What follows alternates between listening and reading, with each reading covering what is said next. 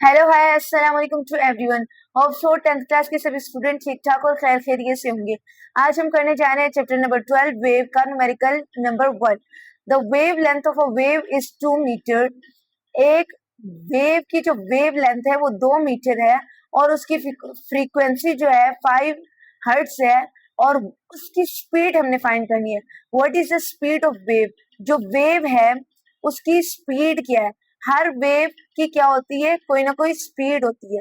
तो अब उन्होंने दो कंडीशंस हमें दे दी है, एक फ्रीक्वेंसी दे दी है और एक उन्होंने हमें लेंथ दे दी है। फाइंड करने को उन्होंने हमें स्पीड का बोला है।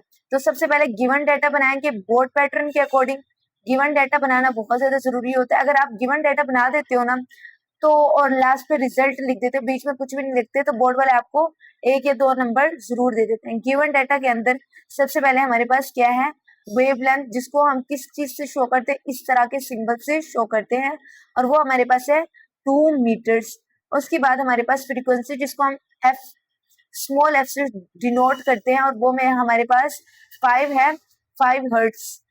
और उसके बाद हमने फाइंड करनी है स्पीड। तो टू फाइंड के अंदर हम लिखेंगे स्पीड, और स्पीड को हम किस चीज से डिनोट करते हैं, स्मॉल b से, वो हमने फाइंड करनी है। फॉर्मूला लगाएंगे v is equal to frequency multiply by wavelength. v is equal to frequency हमारे पास क्या है 5 और साथ साथ मल्टीप्लाई बाय हमारे पास जो वेवलेंथ है वो 2 है। तो 5 टू सा क्या होते हैं, 5 टू सा 10। सो हमारे पास जो रिजल्ट बना है वो क्या है, आपने डिनोट करके लिखना है रिजल्ट।